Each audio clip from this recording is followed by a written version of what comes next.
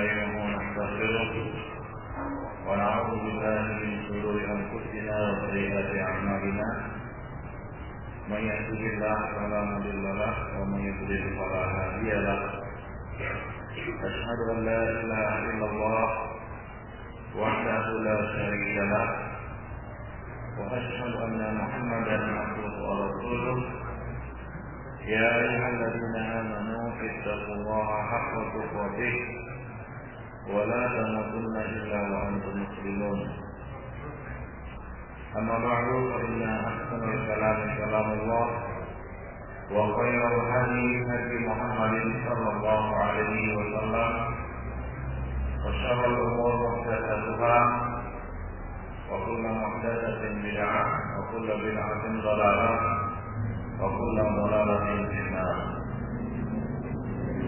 Qul a'udzu Allah wa iyyakum jami'an. Kita akan meneruskan kajian kita Bulughul Maram. Kita sudah sampai pada permasalahan kadar air yang digunakan oleh Rasulullah Shallallahu Alaihi Wasallam ketika berwudu.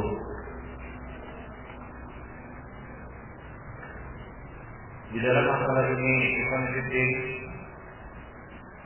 syariat telah memberikan batasan maksimal dan minimal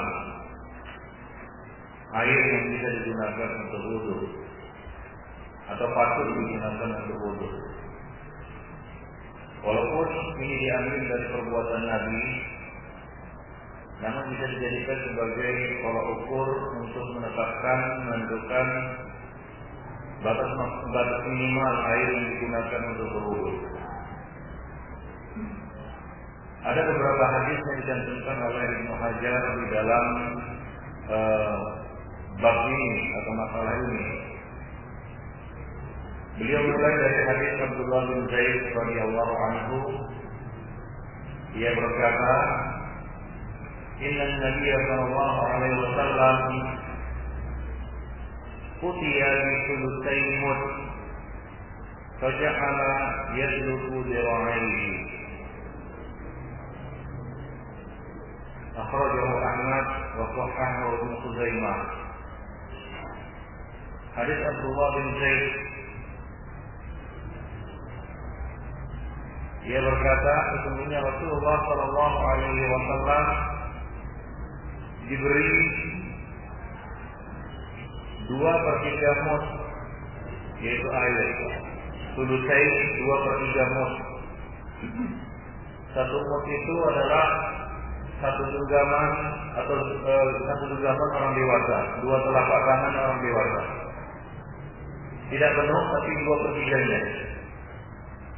Itulah kadar air yang digunakan oleh Nabi untuk berwudu. Dalam hadis ini ceritakan seperti itu, dan Nabi menggosok baca alayat luku, ya, darah saya luku, dalkan artinya menggosok.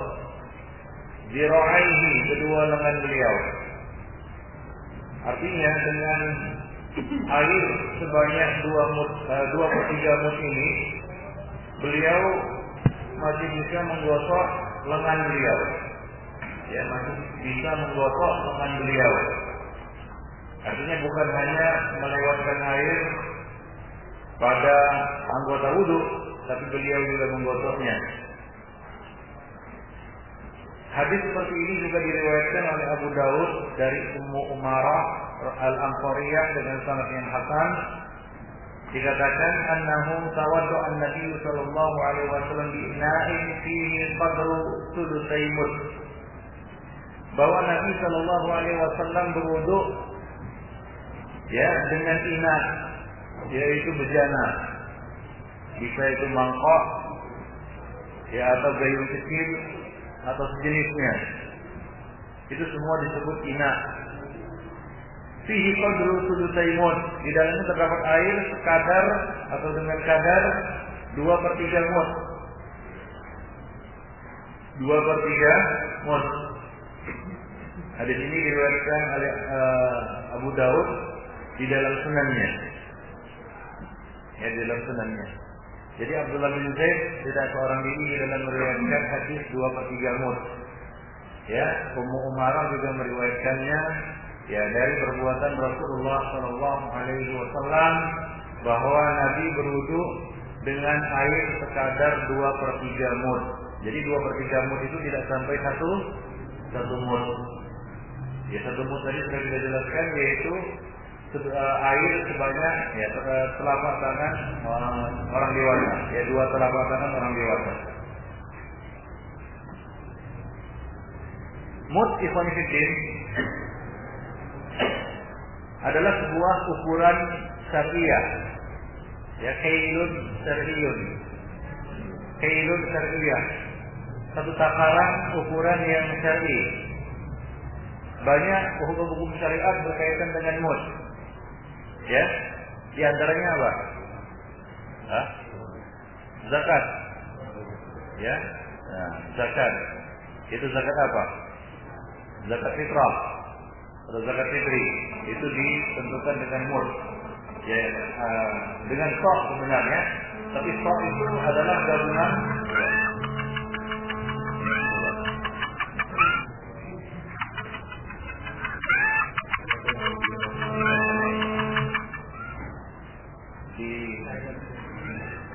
Di situ aja mungkin bisa. Di situ apa ikan depannya?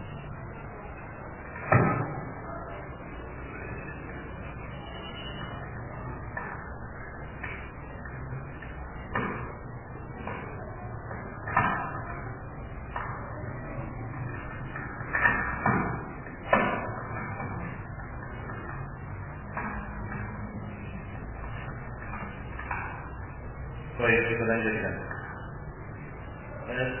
Tadi kita sebutkan zakat fitri yang menggunakan juga takaran mud. Ya, sebenarnya bukan mud tapi sok. Tapi satu sok itu sama dengan 4 mud. Demikian. Baik. Nah, kadarnya kira-kira sekitar 750 ml kira-kira.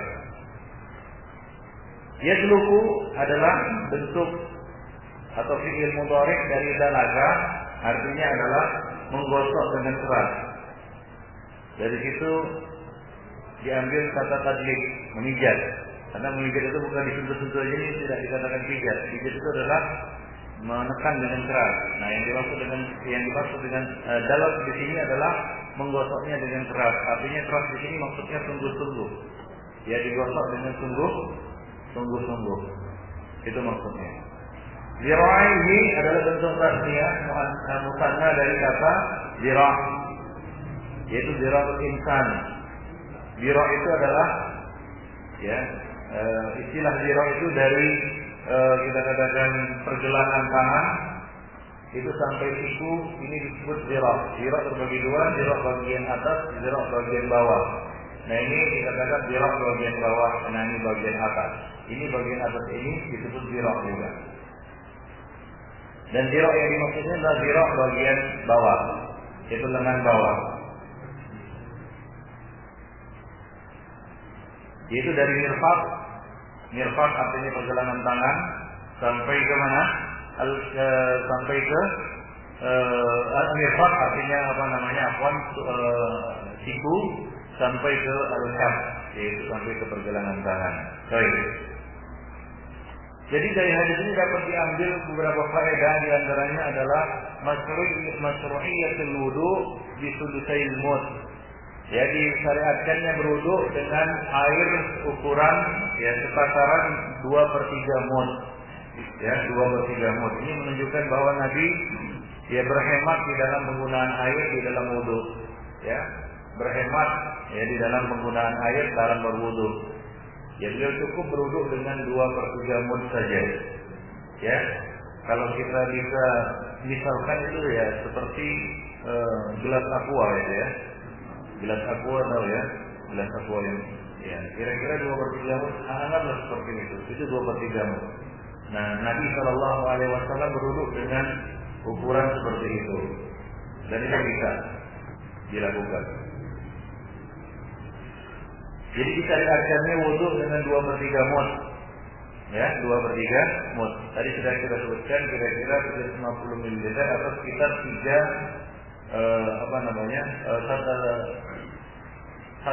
mud sama dengan seperempat sok ya. Dan 1 sok itu kira-kira ukurannya 3 liter.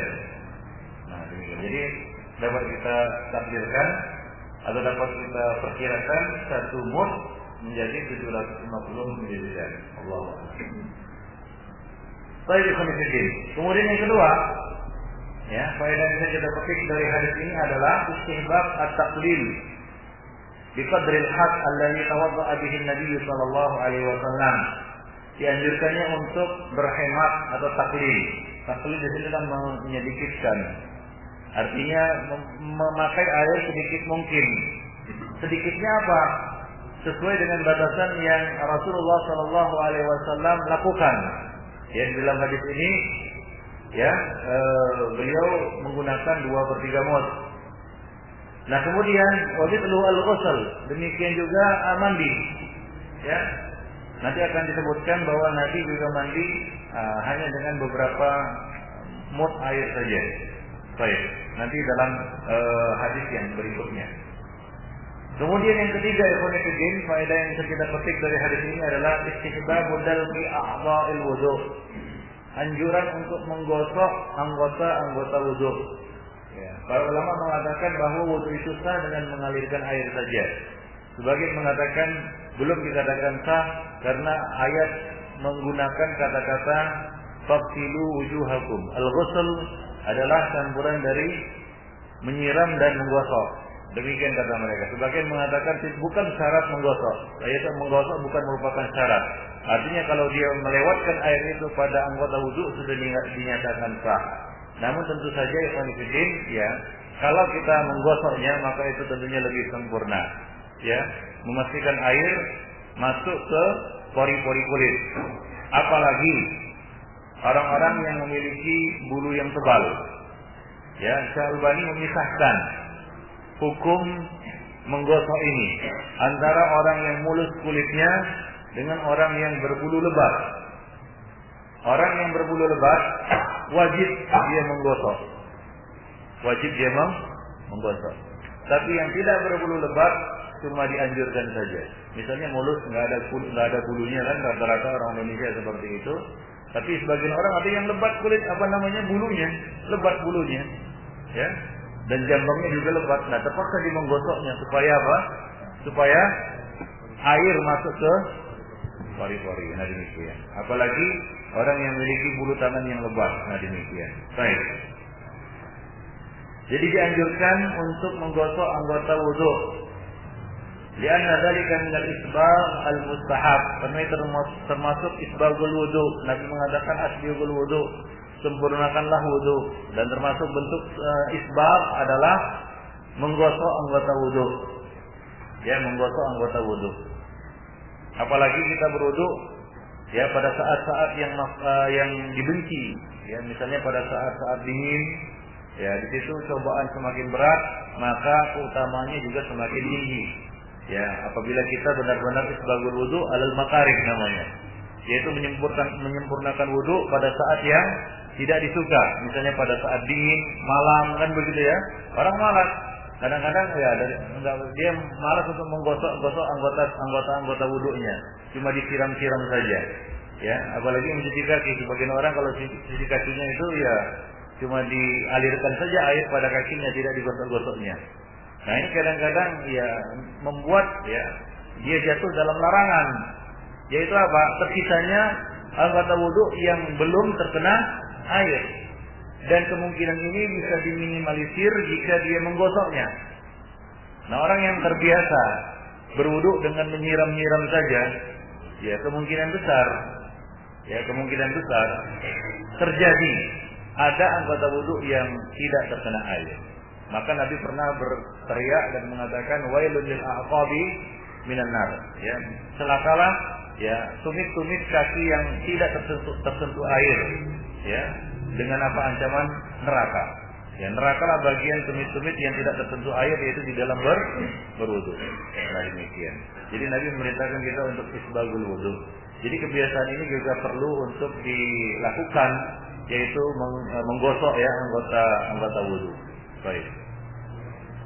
Dan kadang-kadang Nabi juga pernah berwudu dengan wudu yang ringan. Ya. Nabi pernah berwudu dengan wudu yang ringan, yaitu hanya melewatkan air pada anggota wudu beliau. Baik. Yang keempat, di antara faedah yang kita petik dari hadis Abdullah bin Zaid tadi adalah dengan kaifiat mencuci tersebut dapat diketahui perbedaan antara al-mashu wal ghuslu. Perbedaan antara al-masah yaitu mengusap dengan mencuci atau membasuh. Al-masah adalah ballul yadi bil ma'. Ya. Al-masah adalah ballul yadi bil ma'. Membasahkan tangan dengan air. Ya. Wal makan wa mashul makan biha. Kemudian menyekanya saja. Ini namanya mengusap. Ya. Ammal ghusl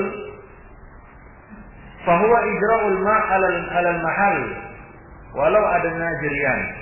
Adapun ghusl adalah mengalirkan air pada al-mahal, yaitu pada anggota wudu, walau adna jirian, walaupun sekedar hanya dialirkan saja. Nah, ini al-ghusl menurut mereka. Nah, demikian ikhwan fillah rahimani wa rahimakumullah jami'an. Jadi dikatakan al-masah tadi apa? Membasahkan tangan dengan air, kemudian mengusap tempat yang akan diusap. Ini namanya masah. Jadi tidak disiramkan dia. Maka dari itu ketika mengusap kepala dikatakan masah ra'si. Apakah diguyur kepalanya dengan air? Tidak. Tapi membasahkan tangan dengan air, kemudian menyapu atau menyikanya, mengusapnya. Ini namanya masah. Adapun al-ghusl adalah menyiramkan air pada anggota wudu. Disiramkan. Nah, itu kadar minimalnya. Nah, kadar mustahabnya adalah apa? Digosok. Demikian yang itu. Nah, kemudian al-afdal, yang paling utama dan paling afdal adalah al-iqtida'u bin Nabi sallallahu alaihi wasallam fi mithli hadhil kamiyah. Mengikuti dan meneladani Rasulullah sallallahu alaihi wasallam di dalam penggunaan air wudu ini. Dari sisi kamiyahnya, yaitu kuantitas air, yaitu 2/3 mud. Ya. Wala tadurru ziyadah al-yasirah. Dan tidak mengapa kalau ditambah sedikit. Ya misalnya ya 1 mud penuh kan begitu ya. Ya, atau 1,5 mud. Ya, tambahan sedikit tidak mengapa. Baik. Wa ammal israf. Nah, ini masalahnya israf. Yaitu berlebih-lebihan, melebihi batas kita katakan yang diizinkan. Faharamun, maka ini haram. Jadi kalau bisa sedapat mungkin kita berhemat air ketika berwudu. Nah, demikian. Lima rawa Ahmad wa Nasa'i an Amr bin Shu'aib an abihi an jaddihi, berdasarkan riwayat Abdullah bin Amr. Ya, riwayat ini sanad masyhur. Ya, Amr bin Shu'aib an abihi an jaddihi. Amr bin Shu'aib dari ayahnya siapa? Ayahnya Shu'aib, dan dari kakeknya siapa? Kakeknya Shu'aib, yaitu Abdullah bin Amr. Demikian.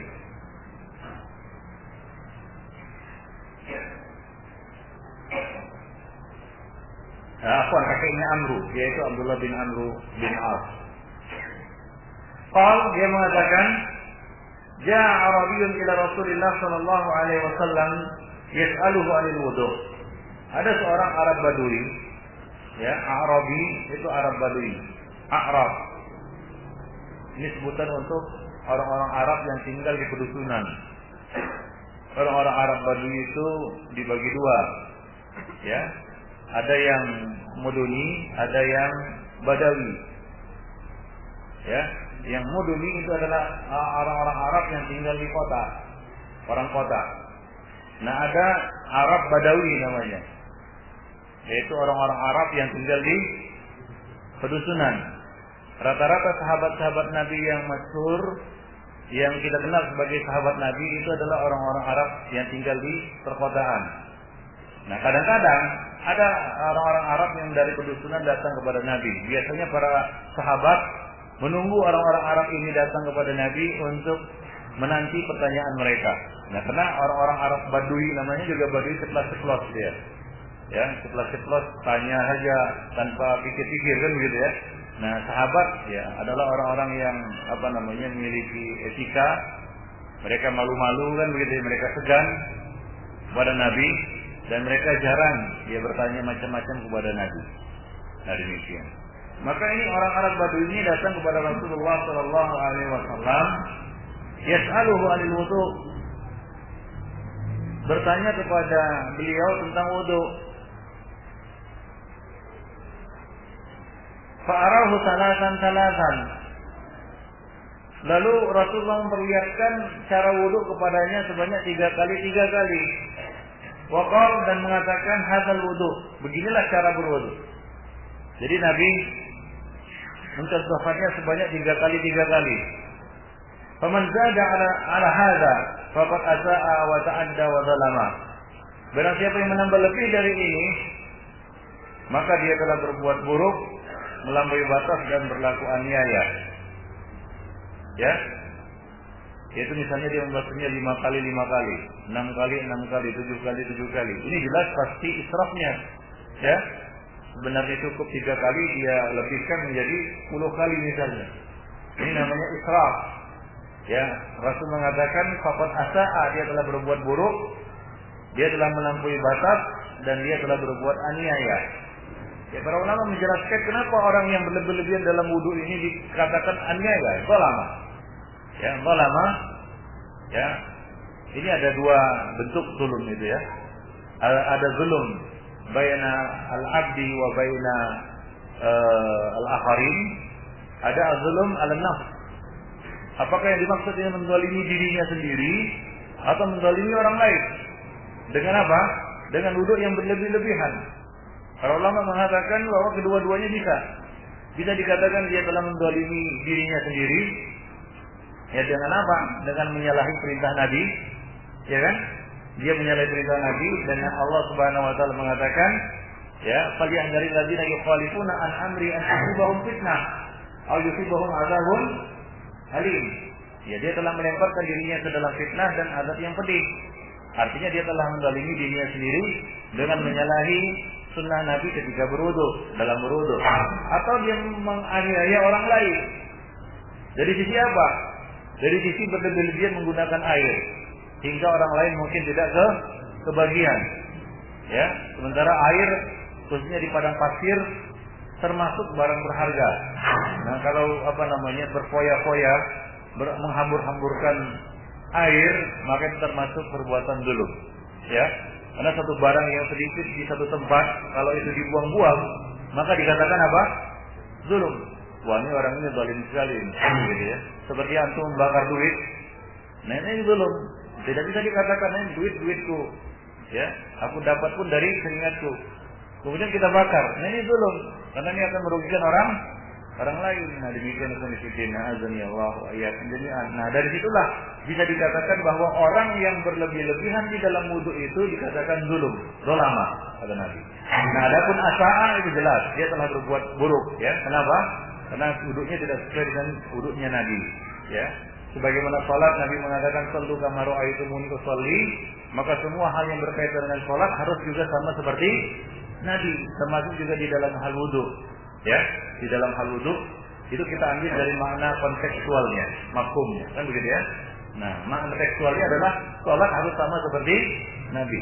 Makna kontekstualnya yaitu hal-hal yang berkaitan dengan salat juga harus sama seperti Nabi. Termasuk di dalamnya syarat salat.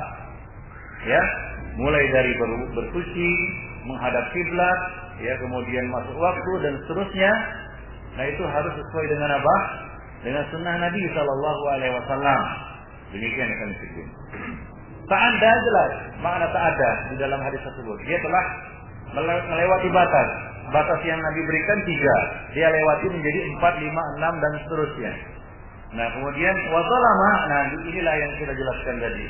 Kenapa orang yang melewati batas yang disebutkan Nabi tadi dikatakan zalama, ya.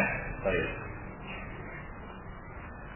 Akan tetapi ikhwanifiddin, dikhususkan dan dikecualikan dari hukum ini satu hal. Apa itu? Ya, basuh kaki. Basuh kaki itu boleh lebih dari 3 kali. Ya, khusus. Ya, ini berdasarkan hadis lain, ya, dari Ibnu Abbas radhiyallahu anhu bahwa Nabi pernah mencuci kaki itu lebih tanpa batas. Ya, itu silakan Anda baca di Mausu'ah Fiqh Muyassarah, ya, ensiklopedia fikih praktis itu.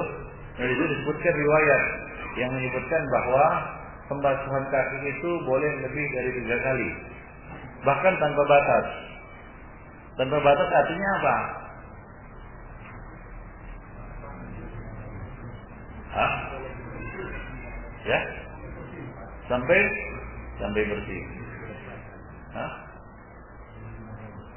Boleh 5 kali? 5,5? Boleh juga. Boleh juga. Ya, artinya boleh tanpa dihitung. Gak usah dihitung-hitung. Cuci saja sampai bersih. Ya. Karena hikmahnya kaki adalah bagian tubuh yang rentan terkena kotoran. Dari anggota tubuh yang lain, ya, anggota-anggota wudu yang diperintahkan untuk dicuci, yang paling mungkin terkena kotoran dan paling sering terkena kotoran dan yang paling kotor adalah apa? Kaki.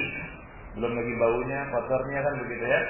Nah, maka dari itu dia perlu untuk dibasuh lebih dari 3 kali. Untuk hikmah itulah boleh membasuh kaki lebih dari 3 kali. Nah, demikian. Dan nanti membasuhnya tanpa hitungan. Jadi tanpa dihitung berapa kali sudah. Ya, kadang-kadang kalau 3 kali ternyata apa? Masih ada kerak-kerak tai lencung dong. Tai ayam, kan begitu ya. Nah, gimana caranya? Ya terus cuci sampai bersih. Ya jangan berhenti sudah 3 kali, tidak boleh lebih dari 3 kali. Mau dibasuh ke 4 kali, waduh nanti kena hadis asa'a wa ta'adda wa zalama. Kita katakan dikecualikan kaki. Ya, kaki boleh lebih dari 3 kali. Nah, demikian itu Muslimin rahimani wa rahimakumullah jami'an. Nah, dari sini ada khilaf ulama, ada perbedaan pendapat di kalangan ulama tentang hukum ad-dalaq. Hukum menggosok tadi. Hal huwa mustahabun aw wajibun? Apakah menggosok itu wajib atau mustahab? Khusus untuk anggota-anggota wudu yang dikatakan oleh Allah Subhanahu wa taala atau diperintahkan oleh Allah Subhanahu wa taala untuk dicuci ya. Kalau masah jelas itu tidak ada dalaq di situ. Karena dia menyeka ataupun mengusap. Ya. Imam Malik berpendapat ya, menggosok ini wajib. Beliau berdalil dengan hadis yang kita bacakan tadi, yaitu hadis Abdullah bin Zaid. Hadis di dalam bab ini, hadis pertama. Adapun Imam Ahmad berpendapat tidak wajib. Menurut beliau, lam yarid ma yadullu alal wujub, tidak ada dalil yang menunjukkan wajibnya hal itu. Wa amma fi'lun nabi fa yadullu alal istihbab. Adapun perbuatan Nabi menurut beliau tidak menunjukkan wajib, hanya menunjukkan mustahab, yaitu dianjurkan. Wal ma'muru bihi huwal ghusl, dan yang diperintahkan tadi adalah ghusl. Dan ghusl kembali kepada makna lugawinya, yaitu makna literal dari al-ghuslu di dalam bahasa Arab atau arti kamusnya apa? Jaryanul ma', mengalirkan air pada tubuh. Oleh karena itu ketika mandi junub tidak disyaratkan harus menggosok-gosoknya. Ya, tidak disyaratkan harus menggosok seluruh sekujur tubuh. Karena yang diperintahkan untuk dicuci ketika mandi junub adalah semua. Ya. Dan para ulama sepakat bahwa apabila seseorang telah mengalirkan air ke seluruh tubuhnya, maka sudah sah mandi junubnya, tanpa perlu dia gosok-gosok semua bagian tubuhnya. Bukankah demikian? Apakah syarat di dalam mandi junub harus digosok semuanya dari atas, dari ujung rambut sampai ujung kaki? Bukan syarat. Maka dari itu Imam Ahmad mengambil makna lughawi ini dan mengatakan bahwa al-ghusl di dalam ayat ya surah Al-Maidah ayat berkaitan dengan wudu ini itu cukup dengan apa? Jiryanul ma, mengalirkan air pada anggota-anggota wudu. Nah demikian. Jadi menurut beliau itu mustahab saja. Nah demikian. Baik.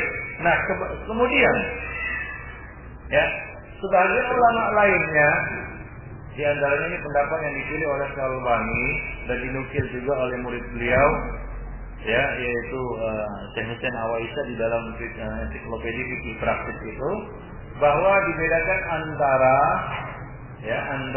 orang yang memiliki bulu yang tebal dengan yang tidak memiliki bulu.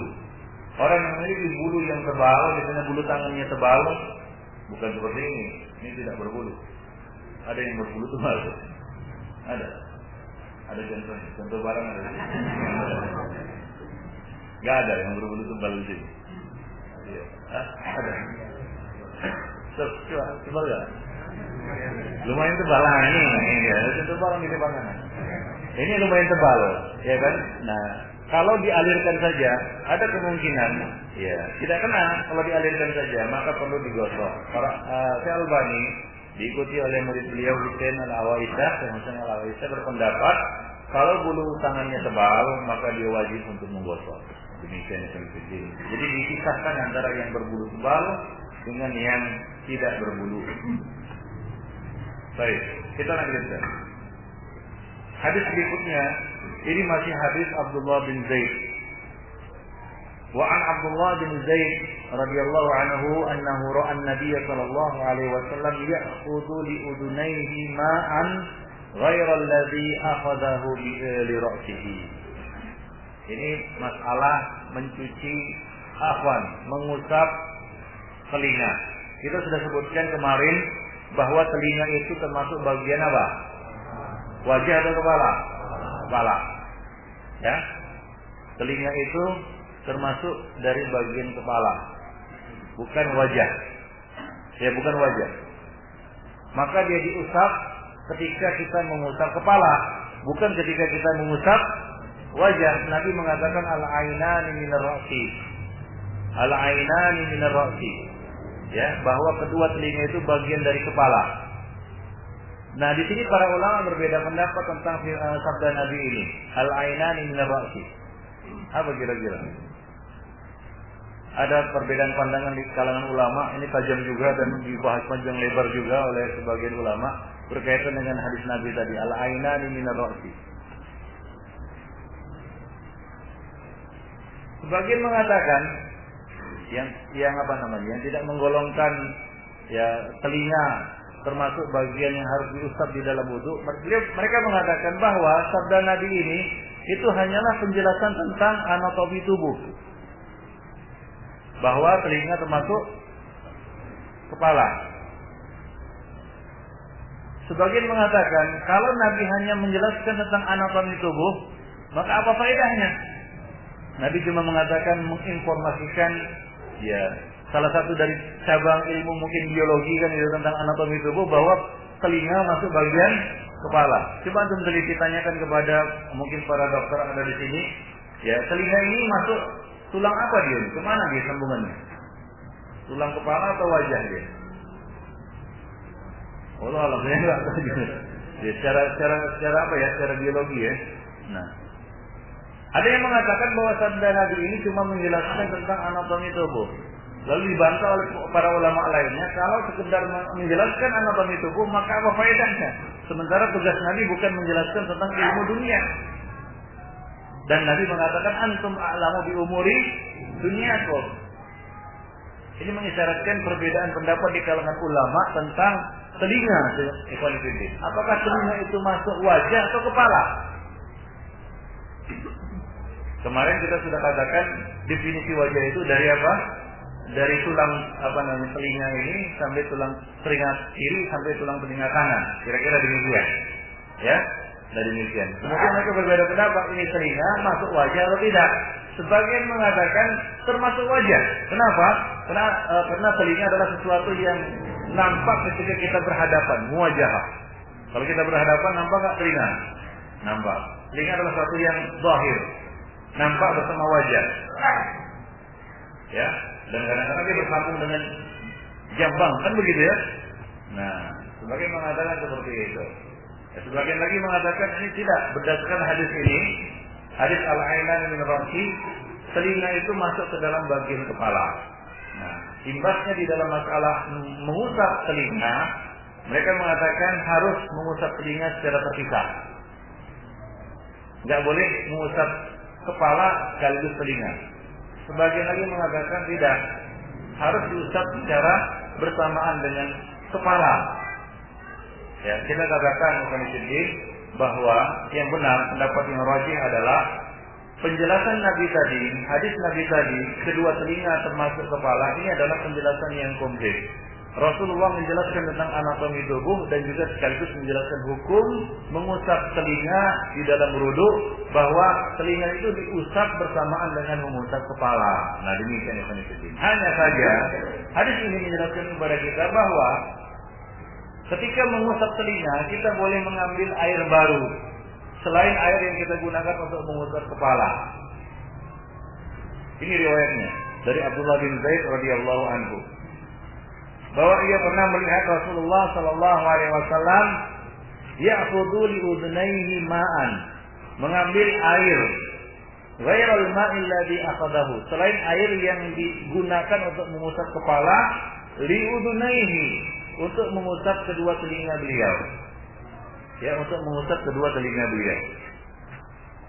Ya, demikian. Hadis ini ya diriwayatkan oleh Al-Baihaqi. Baik, jadi ya prakteknya seperti ini. Kita mengusap kepala terlebih dulu. Selesai mengusap kepala, kita ambil air yang baru, yaitu kita celupkan, ya kita kita basahkan. Dari pengertian masah apa tadi? Ya, pengertian masah yaitu membasahkan tangan dengan air kemudian mengusapkannya pada anggota wudu. Kita basahkan tangan dengan air, bisa dicelup atau dituang, kemudian apa? Dibasuhkan ke telinga secara terpisah. Demikian yang paling penting. Baik. Nah, bahirnya li udunaihi diusap secara bersamaan, bukan kanan dulu baru kiri, kan begitu ya? Ya. Karena Nabi di sini ketika menyebutkan udunain tidak membedakan antara telinga kanan kemudian telinga kiri. Zahirnya dari makna yang kita tangkap dari hadis Nabi tadi, beliau mengambil air baru itu dan mengusapkannya pada kedua telinga beliau secara sekaligus. Ada sebagian orang, ya memang ini tidak bisa kita salahkan juga, dan termasuk juga ya kita katakan wudunya juga sah. Ya, tapi ya kita katakan bertentangan dengan zahir hadis. Ya, zahir hadis ini Nabi tidak membedakan antara telinga kanan dan telinga kiri. Ada sebagian orang ketika mengusap telinga, dia memang mengambil air baru, dan itu boleh. Akan tapi bagaimana apa yang dilakukannya? Dia ambil air baru, ya dia baca namanya kanan dulu. Baru setelah itu kiri, kan begitu? Ada yang seperti itu. Ya, mayoritas penganut mazhab Syafi'i seperti itu. Ya, kita katakan memang ya ini masalah perbedaan pandangan. Ya, kita tidak mengatakan wudunya tidak sah, tapi khilaful aula. Karena menyelisih zahir lafalnya. Zahir lafalnya Nabi mengatakan di sini dikatakan ya para sahabat menjelaskan sifat wudu Nabi, bahwa Nabi mengambil air itu untuk mengusap kedua telinganya tanpa dibedakan antara telinga kanan dan telinga kiri. Wallahu a'lam bishawab. Baik. Wa huwa inda muslimin min hadzal wajhi bilafz.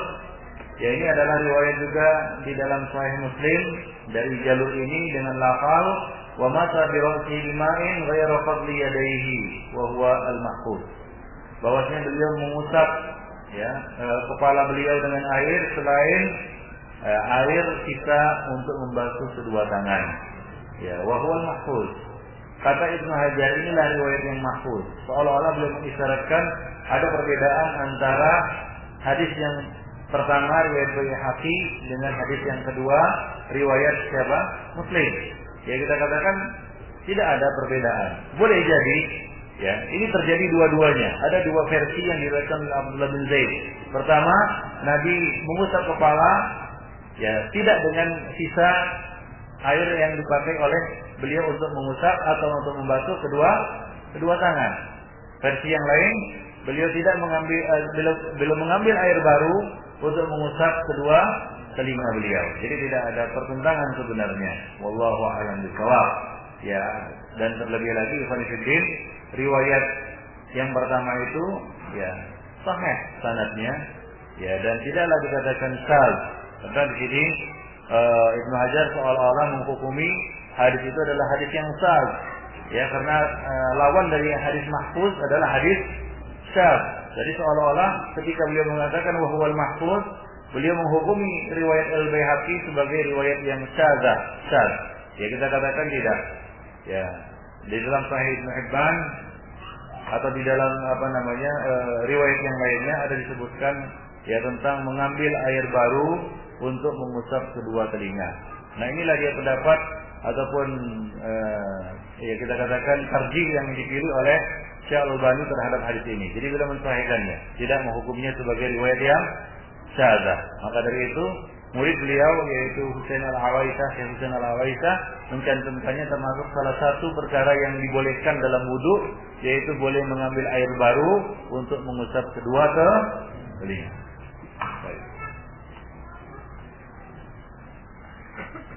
Jadi ada beberapa faedah yang bisa kita petik dari hadis ini.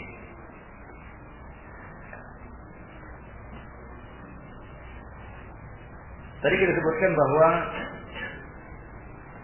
hadis ini ada dua riwayat. Riwayat yang pertama menyebutkan bahwa Nabi mengambil air baru untuk mengusap telinga beliau. Ya, selain air yang dipakai untuk mengusap kepala. Riwayat yang kedua, annahu sallallahu alaihi wasallam masaha ra'sahu bima'in ghairu fadli yadayhi.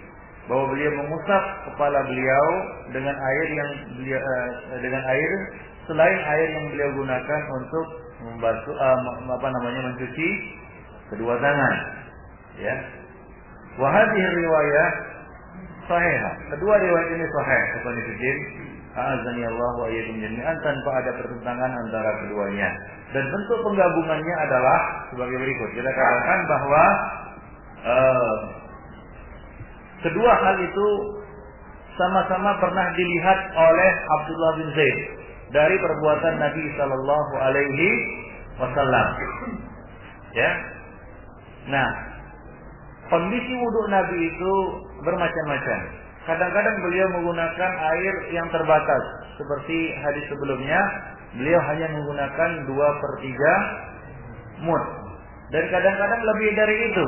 Nah, dalam kondisi lebih, ya, bisa kita bawakan bahwa beliau ya mengambil air baru selain air yang digunakan untuk membasuh atau untuk mencuci anggota wudhu sebelumnya. Ya, dan kadang-kadang beliau menyatukannya.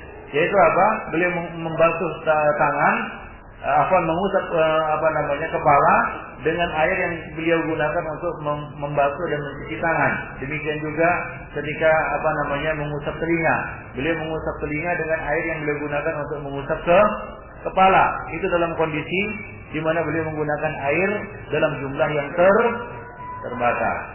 Nah, ketika beliau menggunakan air yang agak berlebih, maka beliau memisahkannya. Wallahu a'lam bishawab. Ya, nah demikian kondisi. Jadi tidak ada pertentangan sehingga riwayat Baihaqi yang syaratnya sahih dikatakan sebagai riwayat yang syadz. Paham? Demikian kondisi. Nah, itulah faedah yang bisa kita petik dari hadis yang kita sebutkan tadi. Baik. Nah, kemudian hadis yang selanjutnya.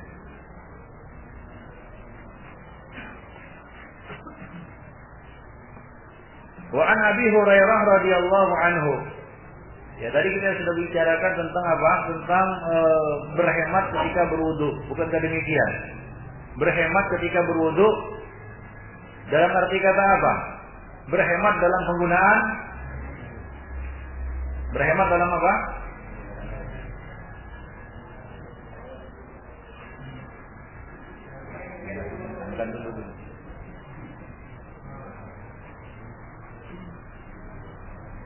Berhemat dalam apa? Dalam penggunaan air. Berhemat dalam penggunaan air. Nah, di sini kita membahas hadis Abu Hurairah radhiyallahu anhu. Hadis ini secara zahirnya menunjukkan bahwa beliau mengusapnya lebih dari anggota batas yang harus dibasuh di dalam berwudu. Nah, ini menunjukkan pemisahan. Apakah maksud berlebih-lebihan itu dalam membasuh anggota wudu atau di dalam penggunaan air?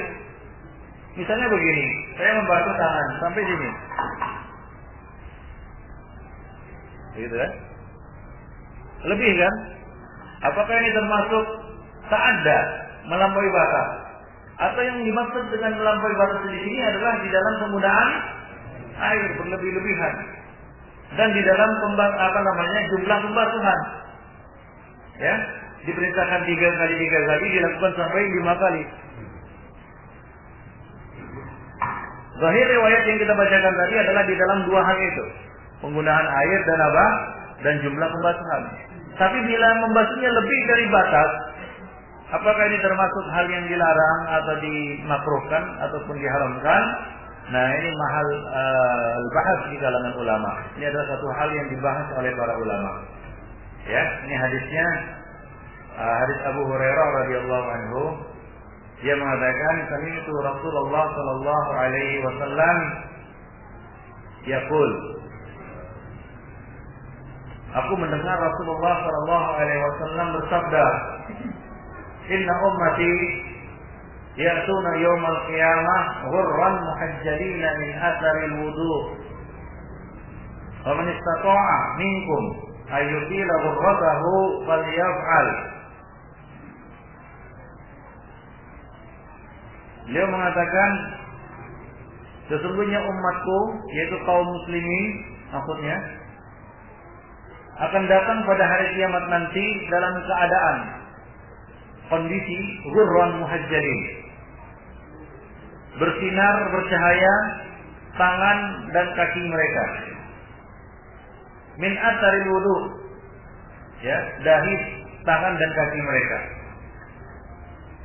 Karena ghurran adalah bentuk jamak dari athar, yaitu ghurrah. Al-ghurrah asalnya adalah lam'ah, yaitu cahaya, ya, benda yang berkilau, dikatakan ghurran. Fi jabhatil faras, pada kening ataupun dahi kuda. Ya, jadi kalau ada bercak ataupun ada ada warna yang lain dari warna dominannya, dikatakan ghurran pada pada kepala. Ya, misalnya ada warna lain pada kepala kita, ya, belang namanya, kan begitu ya. Pada kepala ini namanya ghurran. Ya, namanya ghurran. Jadi asal kata ghurran adalah lam'ah bayda, ya, warna putih atau kilauan putih yang ada pada jabhatul faras, yang ada pada kepala kuda atau dahi kuda. Ini dikatakan ghurran. Nah, kemudian cahaya pada wajah dikatakan ghurran untuk umat ini, menyerupai apa? Bercak putih yang ada pada kepala kuda tadi. Nah, demikian. Jadi Nabi mengabarkan di sini bahwa umat beliau pada hari kiamat nanti akan datang pada hari kiamat dengan apa? Dengan ghurran. Dengan atau dalam keadaan ghurran, yaitu dahi mereka bercahaya. Muhajjalin, bentuk jamak dari muhajjal. Ya. Arti asalnya adalah, makna asalnya adalah bayadun fi qawaimil farsi kulliha, yaitu belang putih yang ada pada keempat kaki kuda. Kita nggak punya 4 kaki, ya. Kita apa maksudnya? Hewan berkaki 2 gitu. Hewan natikun. Zu qawaimil arba'ah tidak. Tapi zu qaimatain. Kita berkaki 2, kan begitu ya. Nah, tangan itu tidak disebut kaki, ya. Pada kita itu tidak disebut kaki, tapi apa? Tangan. Tapi pada onta atau pada kita katakan kuda, itu keempat-empatnya disebut kaki, kan begitu ya. Maka dikatakan kuda berkaki 4, bukan berkaki 2, kan begitu. Jadi dia disebutkan keempat kaki yang ada bercak putih dikatakan muhajjal. Ya, muhajjal. Nah, untuk umat Muhammad, untuk kaum muslimin, maksudnya adalah tangan dan kaki.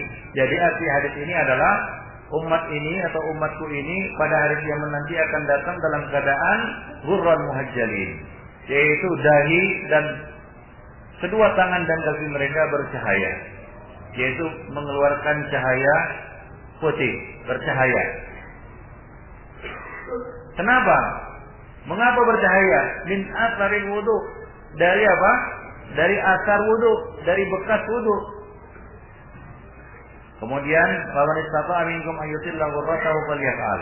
Nabi mengatakan barang siapa yang mampu, ya atau yang mau di antara kamu, ya memperpanjang atau memperlebar, memperbanyak maksudnya di sini, ya ghurratahu, yaitu cahayanya, falyaf'al, maka hendaklah dia lakukan. Nah, disebutkan di dalam di dalam riwayat yang lain, ya bahwasanya Abu Hurairah radhiyallahu anhu mengamalkannya, ya seperti yang kita jelaskan tadi, bahwa beliau membasuh tangan sampai apa? Sampai ya lengan atas. Demikian juga kaki. Beliau membasuhnya sampai hampir lutut. Demikian. Nah, para ulama berbeda pendapat di sini. Apakah perbuatan sahabat ini bisa menjadi tafsir dari hadis ini atau tidak? Ya. Nah, masalahnya jelas. Kalau tidak ada yang mengingkari perbuatan Abu Hurairah, ya, maka itu bisa menjadi tafsir bagi hadis tersebut. Bahwa ini adalah izin dari Nabi untuk memperpanjang pembasuhan lebih dari apa? Lebih dari batas yang diizinkan oleh Allah Subhanahu wa taala, yang disebutkan oleh Allah Subhanahu wa taala. Berarti batas yang disebutkan oleh Allah Subhanahu wa taala itu adalah batas minimal. Itulah batas sahnya, yaitu sampai siku. Ya, lebih dari siku boleh atau tidak? Mazkur di dalam ayat. Artinya tidak disebutkan dalam ayat. Nah, mungkin bisa dijelaskan dengan hadis ini. Nah, demikian ikhwan fillah azanillahu wa iyyakum. Dan ya, secara praktikal juga ikhwan fillah. Ya, secara praktikal, kalau kita berwudu itu kadang-kadang nggak bisa pas kan? Nggak bisa pas itu nggak bisa. Pasti akan ada lebih sedikit kan begitu ya. Nah, jadi dikatakan di sini bahwa ya boleh seseorang itu melebihkannya, ya lebih dari batas yang disebutkan oleh Allah Subhanahu wa taala di dalam Al-Qur'an. Wallahu a'lam bishawab. Baik. Nah, jadi keutamaannya di sini adalah menjelaskan kepada kita fadilatul wudu. Ya, hadis ini menjelaskan kepada kita salah satu fadilah wudu. Bahwasanya wudu merupakan sebab ya seorang itu mendapatkan kebahagiaan di akhirat. Dengan apa? Dengan diberikannya cahaya pada hari kiamat. Ya, cahaya pada hari kiamat. Cahaya pada hari kiamat sangat dibutuhkan ya oleh setiap orang. Ya, setiap orang akan memiliki cahaya sesuai dengan kadar imannya. Dan salah satu yang menyumbangkan cahaya bagi kita pada hari kiamat, ya selain berjalan di kegelapan menuju masjid, ya, adalah apa? Ya, juga di samping doa yang kita minta cahaya kan kepada Allah Subhanahu wa taala, ya juga ibadah wudu ini. Ya, ibadah wudu. Ibadah wudu adalah ibadah mustaqillah. Ya. Betul. Saya katakan ibadah wudu adalah ibadah mustaqillah. Betul. Siapa yang ikut ngaji malam Jumat malam Sabtu? Ya, kebetulan kita bahas wudu juga. Ya, para ulama mengatakan bahwa wudu itu ibadah mustaqillah. Apa maksudnya? Wudu adalah salah satu syarat salat. Benar atau? Ya benar ya. Ya, karena Allah mengatakan idza qumtum ila shalah faqtilu wujuhakum. Nah, kalau ada seseorang dia tidak hendak salat, tidak juga hendak tawaf, bukan juga habis berjima, ya, bukan juga karena batal wudunya, tapi dia ingin berwudu saja, boleh atau tidak? saya ingin wudhu aja. Dia nggak berhadas. Ya, dia tidak berhadas. Tiba-tiba azan, ya dia tahu ada wudhu, ya, dia tahu masih ada wudhu, ya karena tadi, ya dia mungkin sholat maghrib kan gitu ya, dia duduk di masjid, ya tiba-tiba azan maghrib, azan isya kan begitu ya. Para orang berwudhu, dia ikut berwudhu, padahal dia nggak batal. Ya, boleh nggak? Atau sore-sore dia duduk di depan rumahnya, dia lihat air, dia berwudhu. Nah, para ulama mengatakan bahwa wudhu itu ibadah mustaqillah. Artinya ibadah yang berdiri sendiri. Kalau seorang itu mengamalkan wudhu tanpa ada sebab-sebab yang mengharuskan dia berwudhu, maka dibolehkan baginya. Dan ada keutamaan. Nabi mengatakan, "Faman istata'a minkum an yutila ghurratahu falyaf'al." Barang siapa di antara kamu yang ingin memperbanyak cahayanya, makalah lakukanlah. Ya, nah di sini. Jadi memperbanyak wudhu ya termasuk salah satu ibadah yang utama di dalam Islam. Qanitin rahimani wa rahimakumullah. Baik. Nah, kemudian dan Ibnu Umar radhiyallahu anhu memilih untuk berwudu setiap kali salat. Ya, beliau mengulangi wudu untuk setiap kali salat yang beliau kerjakan. Ya, nah demikian. Itu disebutkan juga di dalam ensiklopedia fikih praktis ya. Itu disebutkan bahwa Ibnu Umar memilih amalan seperti itu. Walaupun kita katakan boleh seorang itu berwudu satu kali saja untuk salat 5 waktu. Bisa. Kalau sufi bisa 40 tahun satu kali wudu. Sufi ya tadi. Entah kapan buang anginnya. Tapi kalau satu hari mungkin masih bisa lah ya. Jadi kalau 40 hari ya masuk akal. Demikian yang saya sedih. Baik. Nah, kemudian disebutkan faedah yang berikutnya, anna hadhihi mizah khassah. Bahwa ini merupakan satu keistimewaan yang khusus. Wa amaratun fariqatun li ummati Muhammad, dan merupakan tanda, amarah, alamat, tanda bagi umat Muhammad dari umat-umat yang lainnya pada hari kiamat, yaitu bekas wudhu mereka. Dari situlah ditandai ini umat Muhammad dan ini bukan umat Muhammad. Nah, dari itu para ulama menjadikan ada ini sebagai satu dalil kafirnya orang yang meninggalkan sholat atau nggak pernah sholat sama sekali seumur hidupnya. Ya kapan dia wudhunya gitu. Kapan wudhunya dia? Ya, demikian. Wallahu a'lam. Tapi yang benar adalah ini bukan merupakan dalil yang kuat untuk mengkafirkan orang yang meninggalkan sholat atau orang yang tidak pernah sholat sama sekali. Karena ada hadis yang menyebutkan bahwa ada seorang yang masuk Islam dan dia tidak pernah mengerjakan kebaikan sama sekali, ya, dan dia masuk ke dalam surga. Ada beberapa kisah, ya, di antaranya kisah yaitu seorang yang baru masuk Islam, dia mengatakan, "Ya Rasulullah, aku ingin berjihad bersamamu, berperang bersamamu, bolehkah?" Nabi mengatakan, "Masuk Islam dulu, baru perang." Masuk Islam, dia ikut berperang mati, belum lagi sempat dia mengerjakan satu salat pun di dalam hidupnya. Artinya dia belum pernah berwudu. Ya begitu dia masuk Islam, dia berperang. Tidak disebutkan di situ dia bahwasanya dia mandi junub terlebih dulu kemudian dia baru berperang. Artinya dia tidak pernah berwudu sama sekali di dalam hidupnya dan dia langsung mati dalam peperangan itu dan dia di dalam surga. Namun mungkin ini bisa dibantah bahwa dia mendapat tanda lain. Dengan apa? Dengan darah yang akan memancarkan cahaya dan wangi pada hari kiamat sebagai tanda dia adalah seorang yang syahid. Lalu bagaimana dengan kisah yang lainnya? Itu seorang pemuda Yahudi yang masuk Islam, ya, Nabi datang menjenguknya, kemudian Nabi menyuruhnya masuk Islam, kemudian dia masuk Islam, nggak lama kemudian dia mati. Nah, ini orang ini juga belum sempat sholat ya. Nah, demikian. Jadi intinya adalah bahwa ini bukan salah dan bukan menjadi dalil ya bahwa orang yang tidak pernah berwudu sama sekali dalam hidupnya digolongkan sebagai orang yang kafir, atau tidak pernah sholat sama sekali digolongkan sebagai orang yang kafir. Ya, banyak hadis yang mendukung pendapat ini. Di antaranya adalah hadis di toko, yaitu seorang yang punya kartu la ilaha illallah dan dia tidak punya catatan kebaikan sama sekali. Zahirnya dia tidak punya amalan sedikit pun, amalan kebaikan. Ya. catatan hidupnya, catatan amalannya dipenuhi dengan apa? Kejahatan-kejahatan. Ya, bahkan catatan kejahatannya itu ya maddal basar. Ya.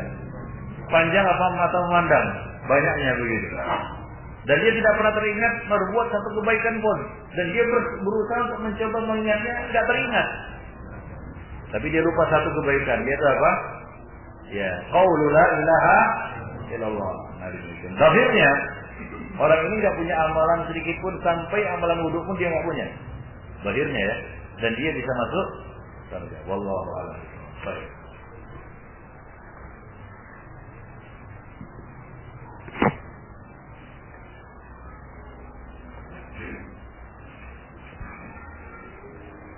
Dan juga hadis ini Qur'an bisa kita jadikan sebagai dalil bahwa al-ba'ats, kebangkitan itu adalah dengan ruh dan jasad.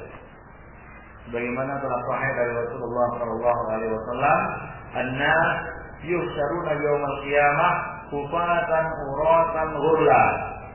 Ya, ini hadis ya dalil ya bahwasanya kebangkitan kembali itu dengan jasad dan roh.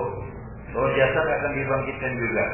Nabi mengatakan dalam hadis yang lain, sesungguhnya manusia akan dikumpulkan pada hari kiamat hufatan, artinya tanpa alas kaki, ya, uratan, tanpa apa? Selembar benang pun yang menutupi tubuhnya, hurla, tanpa terhitan. Nah, demikian. Ini apa namanya sifat bagaimana kebangkitan, kan begitu ya. Jadi akhirnya adalah ya bahwa kebangkitan itu dengan jasad. Dan Nabi tadi mengatakan bahwa anggota-anggota wudu ini akan bersinar, yaitu kedua tangan, kedua kaki dan dahi, ya. Dan demikian. Jadi kalau kebangkitan itu tidak dengan jasad, apanya yang bersinar? Ya, tanpa tangan, tanpa kaki, hanya roh saja. Ya. Sebagian menggambarkan ruh itu bentuknya seperti manusia. Ruh, yas'alunaka 'anil ruh, qul ruh min amri. Jadi ruh itu enggak bisa kita visualisasikan. Ruh itu ada sebagian orang ya, karena termakan dengan apa yang disuguhkan di dalam film-film kan gitu ya. Ruh itu ya seperti orangnya begitu, ada tangannya, ada kepalanya gitu. Siapa yang pernah lihat ruh? Apa seperti itu ruh kita itu seperti itu? Hah? Ya, apa seperti itu roh itu? Tidak, kita tidak tahu. Dan Nabi tidak menjelaskan kaifiyat roh. Ya, Nabi menjelaskan tentang gerakan roh, kan begitu ya? Tentang apa yang dialami oleh roh. Nah, demikian. Jadi akan dibangkitkan dengan jasad kita bersama roh. Demikian. Baik. Kemudian sabda Nabi, ya, "Inna min ummati", sesungguhnya di antara umatku, al-ummah isman. Umat itu ada dua macam. Ada namanya umat dakwah, ada umat ijabah. Ada umat dakwah dan ada umat ijabah. Pertanyaan saya, antum masuk ke mana? Umat dakwah atau umat ijabah? Hah? Antum umat dakwah atau umat ijabah?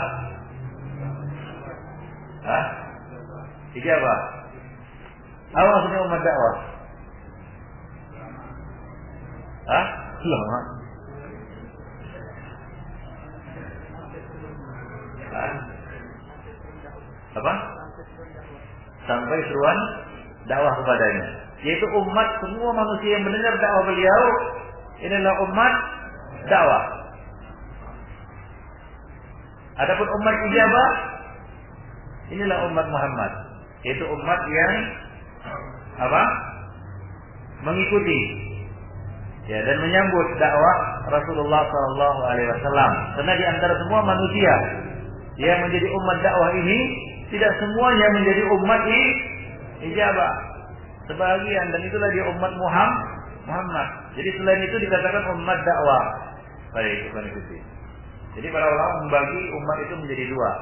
Baik. Jadi antum adalah umat ijabah, Selain itu adalah umat dakwah. Kemudian khilaf ulama Ibnu Fiddin azanillah wa iyyakum jami'an di dalam masalah ini, ya, ini mungkin sudah disyaratkan tadi, sudah saya syaratkan tentang khilaf ulama di dalam masalah ini, bahwa Abu Hanifah, Al-Imam Syafi'i, Imam Ahmad dan pengikut-pengikut mereka berpendapat bahwa mustahab, istihbab, dianjurkan mujawazatul fardhi fil wudu, ya, melebihkan, ya, dari anggota wudu yang wajib dibasuh atau dicuci di dalam berwudu. Artinya apa? Bahwa membasuh lebih dari siku, membasuh lebih dari mata kaki, itu adalah perkara yang mustahab, ya, dianjurkan ataupun dibolehkan jelasnya, dan dianjurkan. Baik, karena ada fadilah di sini, yaitu untuk memperpanjang cahaya, ya, pada anggota-anggota wudu kita. Nah, ini adalah pendapat siapa? Abu Hanifah, Syafi'i, Ahmad, dan orang-orang yang dan para pengikut mereka. Dan ini merupakan mazhab jumhur ulama ya. Dan mereka berdalil dengan bagian akhir dari hadis tersebut, yaitu sabda Nabi, "Faman istata'a minkum ayyutila ghurratahu falyaf'al." Barang siapa yang mampu di antara kamu, ya, mampu di sini maksudnya mau, man asa'a, ya, istata'a artinya sya'a, berkehendak, mau, untuk apa? Yutila ghurratahu, memperpanjang ghurrahnya, cahayanya, falyaf'al, hendaklah dia lakukan. Nah, perintah di sini lil istihbab, bukan lil wujub. An-Nawawi mengatakan ittafaqa ashabuna ala ghusli ma fawqa al-niqafain wal kahbain. Nawawi mengatakan rekan-rekan kami, yaitu dari kalangan ulama-ulama Syafi'iyah, berpendapat sepakat, ya, untuk mencuci lebih dari mirfatain, yaitu lebih dari siku dan lebih dari mata kaki di dalam berwudu. Nah, ini pendapat mereka. Wa dhahaba al-Imam Malik wa ahlul Madinah.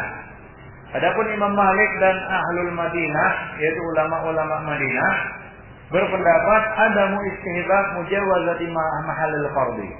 Ya, tidak dianjurkan untuk membasuh lebih dari dari batas yang disebutkan oleh syariat, oleh Allah Subhanahu wa taala. Dan ini merupakan satu riwayat juga dari Imam Ahmad. Nah, ini antum jangan bingung, ya, sering itu terjadi, riwayatun an Ahmad, riwayatun an Malik, ya, satu riwayat dari Imam Ahmad. Ada dua versi dari Imam Ahmad. Satu mengatakan ya mustahab, satu mengatakan tidak mustahab. Kok bisa begitu? Ya, antum tahu bahwasanya di kalangan ulama mazhab Syafi'i ada qaulul qadim, ada qaulul jadid. Ya, qaulul jadid ketika beliau sudah berada di Mesir. Sebelum itu dikatakan qaulul qadim. Ikhwan fillah azanillahu wa iyyakum, ini menunjukkan bahwa itu merupakan hal yang lumrah di kalangan ulama terjadinya perubahan pendapat. Mungkin sekarang, ya, beliau berpendapat seperti ini, besok sudah berubah, ya, mungkin karena beliau mendapatkan dalilnya, ya, atau beliau melihat kelemahan dalil yang beliau pakai, ya, atau sebab-sebab lainnya yang memaksa beliau untuk beralih, ya, dari satu pendapat kepada pendapat yang lain. Maka dari itu para seperti Muhammad mengatakan la tuqallidu Syafi'iyan wala Malikan wala Ahmad dan walakin khudhu min haitsu akhadhu. Ya, janganlah kamu taklid kepada Imam Malik, kepada Ahmad, kepada Syafi'i, tapi ambillah dari mana mereka ambil. Ya, di dalam riwayat lain ditambahkan boleh jadi mereka mengambil satu pendapat ini hari ini, besok mereka meralatnya kembali. Demikian akan diikuti. Jadi antum tidak usah bingung apabila dikatakan ada satu riwayat dari Imam Ahmad seperti ini. Kemudian dalam riwayat lain dari Imam Ahmad juga berbeda dengan pendapat sebelumnya. Nah, ini sering kita dapati di dalam buku-buku Ibnu Taimiyah. Ya, khususnya di Majmu' Fatawa.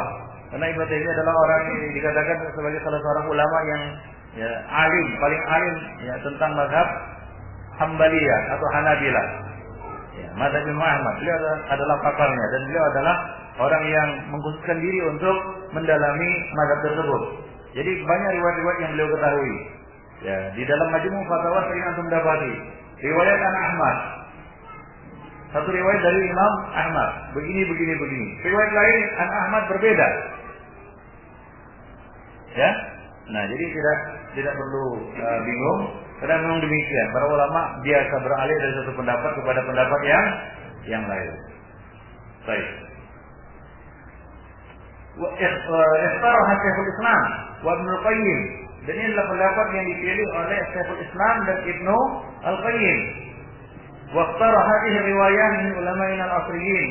Dan juga pendapat yang dipilih oleh ulama-ulama terkini seperti Syekh Muhammad bin Ibrahim Al-Syekh, Syekh Abdul Rahman Sa'di dan Syekh Abdul Aziz bin Baz dan yang lainnya. Mereka mengatakan, mereka berdalil bahwa pertama, mujawazatu mahallil fard ala annaha ibadah. Dakwah tahtaju ila dalil. Membasuh lebih dari batas yang disebutkan di dalam Al-Qur'an ini termasuk perkara ibadah dan itu perlu dalil yang jelas. Yang kedua, semua sahabat yang menjelaskan sifat wudu Rasulullah sallallahu alaihi wasallam zakaru annahu kana yaghsilu al-wajh wal yadayn ila al-mirfaqain wa rijl ila al-ka'bain. Mereka semua menyebutkan ya bahwa ya, Nabi sallallahu alaihi wasallam membasuh tangan sampai siku, membasuh kaki sampai mata kaki. Tidak ada yang menyebutkannya lebih. Yang ketiga, ayat wudu yang telah menetapkan batasan ala mahallil fard, ya, pada tempat-tempat yang wajib untuk dibasuh. Nah, inilah beberapa alasan yang disebutkan oleh ulama yang berpendapat seperti itu, yaitu yang melarang ataupun yang tidak menganjurkan membasuh lebih dari itu. Wallahu a'lam bishawab. Nah, itu perbedaan pendapat di kalangan ulama.